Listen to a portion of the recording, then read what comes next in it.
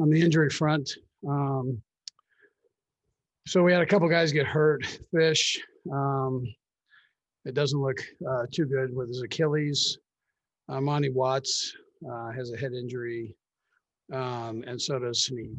So I think those guys will be okay.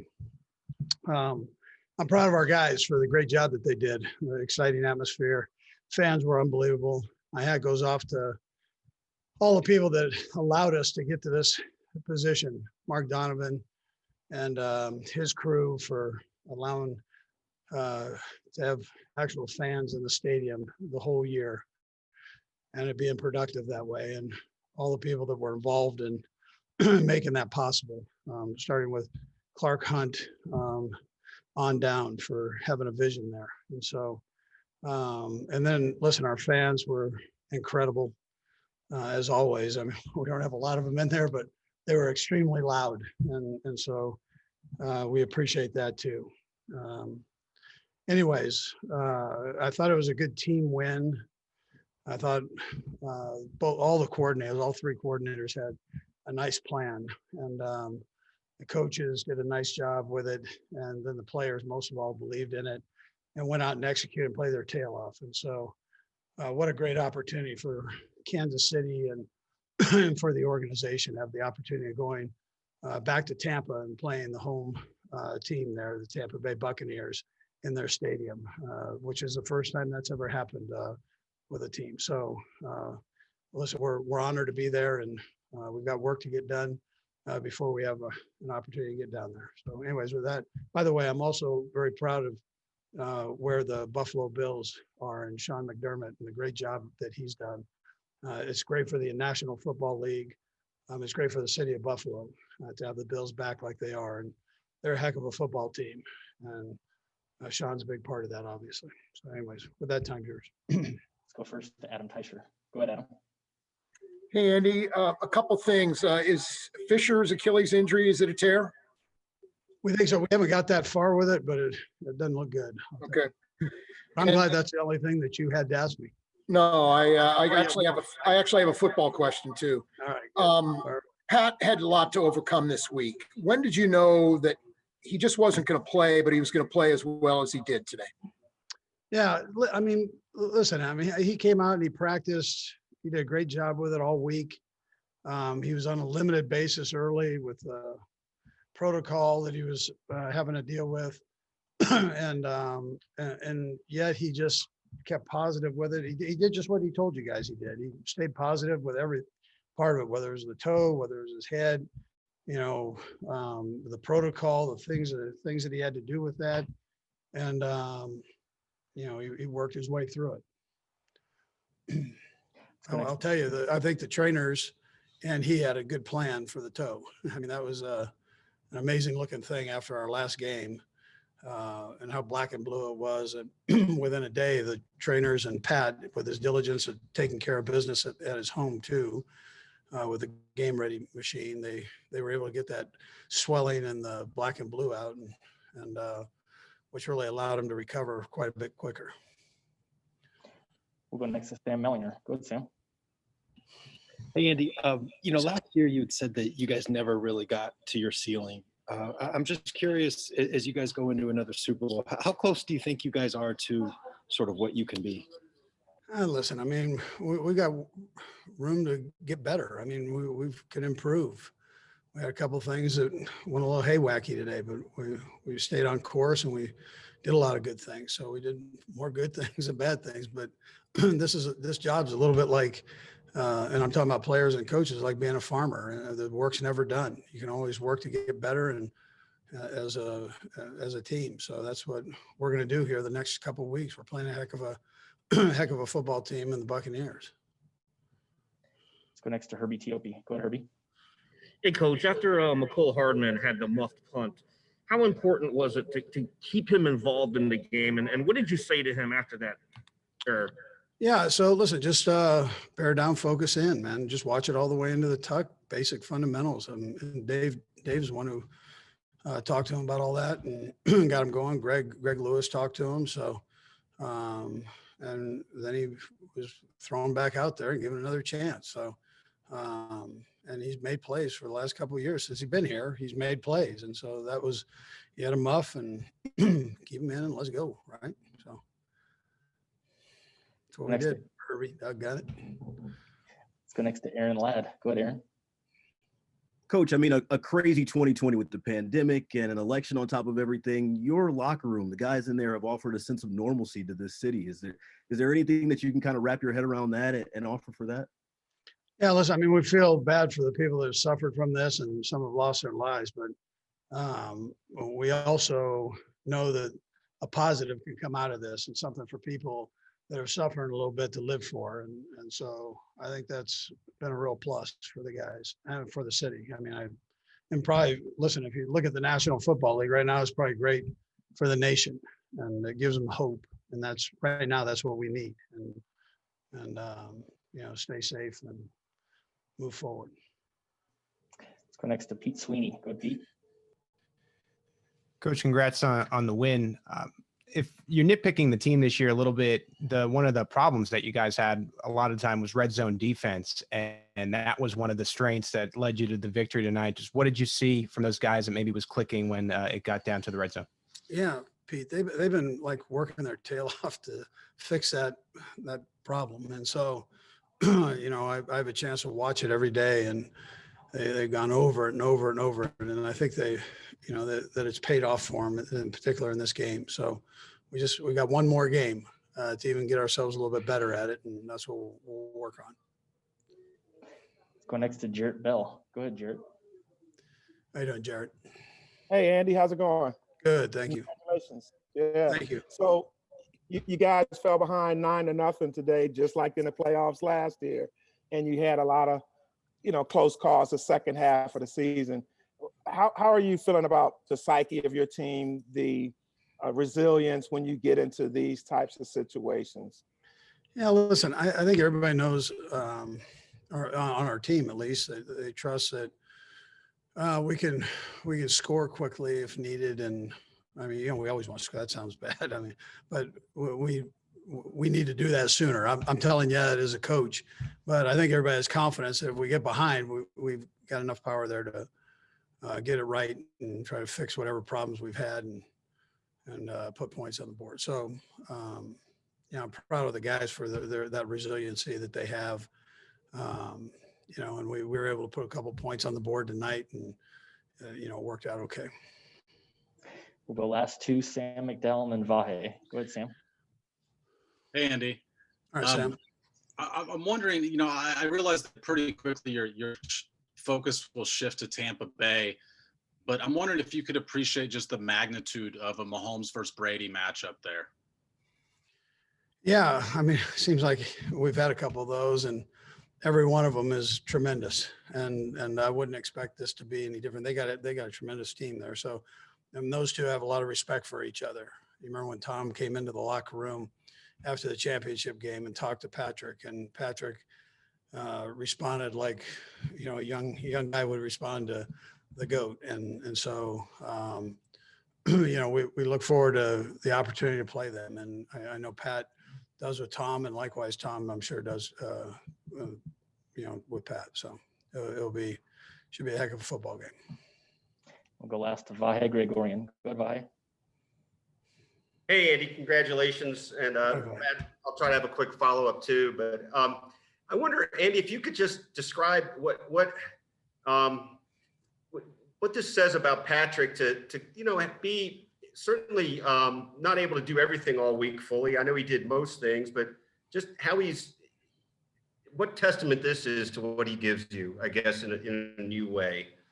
Yeah, well, listen, you guys are seeing him grow right in front of you here. So he's a homegrown right here in Kansas City for the National Football League part of it. And I think you're seeing the steps that he's taken. And I sit there and I'm an old guy that's seen a couple of pretty good quarterbacks, and I just keep going.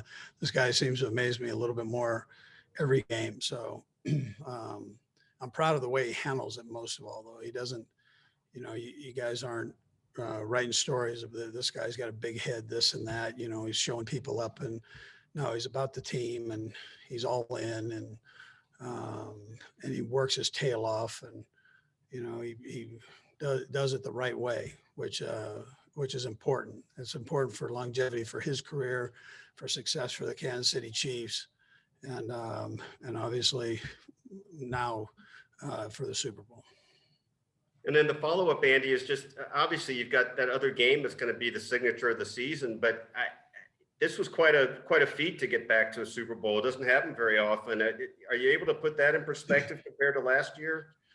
Well, I will when I get about 2 seconds to sit down. That's what I'm going to sit there and I'm going to go, doggone, how about this one? Vahe, man alive. This is better than, almost beating Miami that year when we were at Missouri. They were number one in the country, and we had them right there. It took Colorado. I'm bringing you back on history here. It took Colorado 5 downs to beat us. I remind Eric Bieniemy of that all the time. But I will when I have a chance to sit down and think about it, I'm sure. But we got some work that we got to get done, and we understand that. The guys understand that. Coach, we appreciate the time. Hey guys, real quick, just like to say congratulations to our great fan base, this great city, and really the entire organization. Certainly Clark Hunt and the Hunt family for all their support and everything they do. Mark, Andy. Last year, we certainly had the opportunity to show the league what type of talent we had on the field, and I think this year we got to show them what type of talent we have in the organization to get through this season with all the adversity. Everyone just chipping in. Our trainers are phenomenal. Our training staff, the facilities people, the grounds crew. It's been challenging, but we're certainly blessed to have the talent we have top down. So thanks to all those guys for their support throughout the season, and it's a blessing to work here and work for them. So with that, I'll take your questions. We'll go first to Sam Mellinger. Go ahead, Sam. Hey, Brett, you guys have been pretty open and consistent with the run it back thing, right? There's some organizations that might look at that as like, oh, that's a little bit much. I always got the feeling that you guys saw that as a way to sort of stay focused, stay motivated. Am I right about that? What was your view of that part of it? Yeah, I think so. And I mean, look, we have a great locker room, and when you have guys like Tyrann Mathieu and Pat Mahomes on each side of the football, those guys are going to demand attention to detail, just like the head coach. So our guys embraced it. They love being not, I guess in years past, we were the hunters, but they embraced being the hunted, and they love that challenge. And these guys are always looking for ways to motivate themselves. So that was another way to do that. Let's go next to Nate Taylor. Go ahead, Nate. Hey, Brett, I'm just interested from your perspective, just obviously accomplishing this. Obviously, you need guys who are putting the roster to play well, guys like L'Jarius Sneed, Nick Allegretti, Mike Remmers, and obviously Darrell Williams, obviously playing in the postseason for the first time. Can you just explain how rewarding it is to give those guys a chance to have success alongside, obviously, the stars? Yeah, well, we say it every year going into the drafts in the offseason.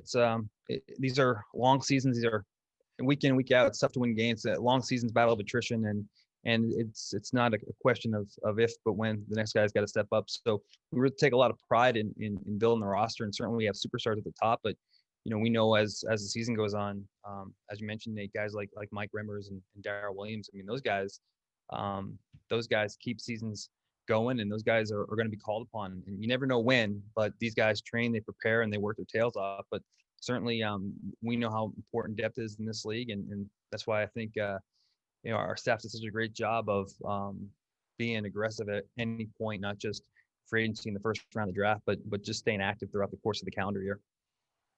Go next to Adam Teicher. Go ahead, Adam.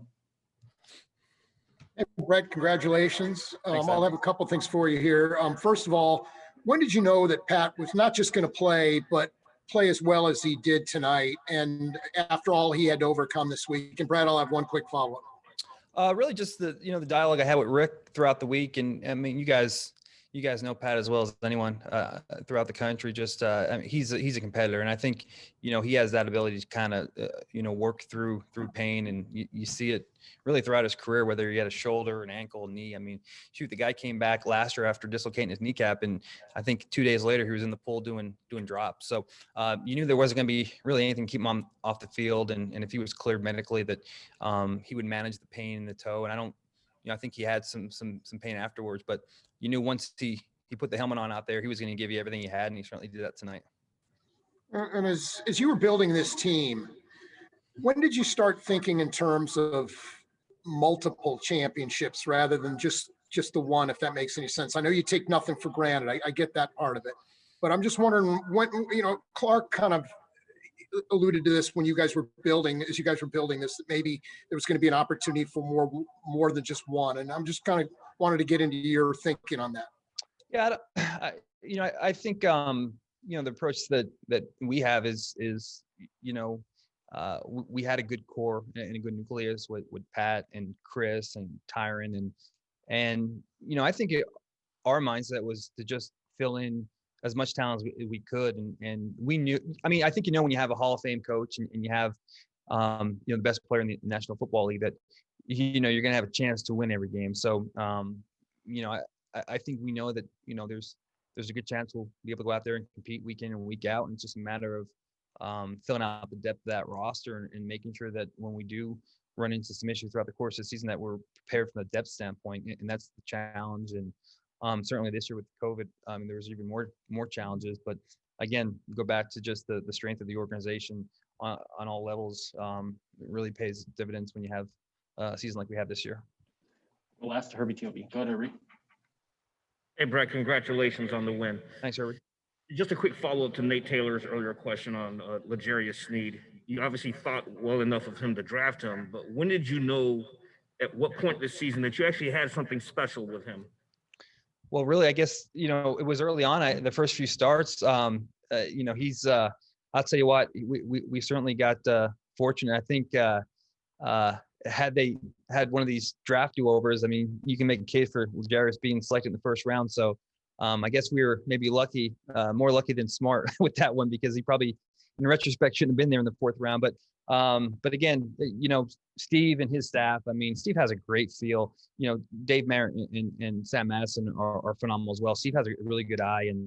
And I remember talking to Steve during draft process and going back and watching L'Jarius a couple of years ago when he played corner as opposed to safety his final year at La Tech. And but the talent's there, and that's the cool thing about working here as general manager. If the talent's there, the coaches will get it out of them, whether it be Coach Reid and his staff, Coach Bieniemy and his staff. And we just got great coaches that find a way to put these players in position to make plays, and they certainly have done that with LJ, and he's been phenomenal all year. Right, we appreciate your. Okay, hey guys, just as an opening statement, I'm obviously very proud of the team tonight, the effort they put forward. Really thought it was one of the best games that we'd played all year. It's incredible just to get back to the AFC Championship game, much less win it and get to go to Tampa with an opportunity to win another Lombardi Trophy. I can't speak highly enough about the job that Andy's done the entire year. This year had more challenges and more distractions than any football year in recent memory. And Andy did a great job of leading him through that, keeping him focused, and the performance tonight showed it. We'll go first to Adam Teicher. Go ahead, Adam. Hey, Clark, congratulations. Wanted to revisit the decision to run it back. Obviously, it looks like it's worked out, at least so far, but was that a difficult decision to come to maybe bring back this group of guys as opposed to maybe make some changes and try to bring some fresh blood in here like you did the year before? It really wasn't. And I credit Brett Veach for the job he did with our roster. Obviously, most of the starters were the same ones we had last year, but there were a few changes.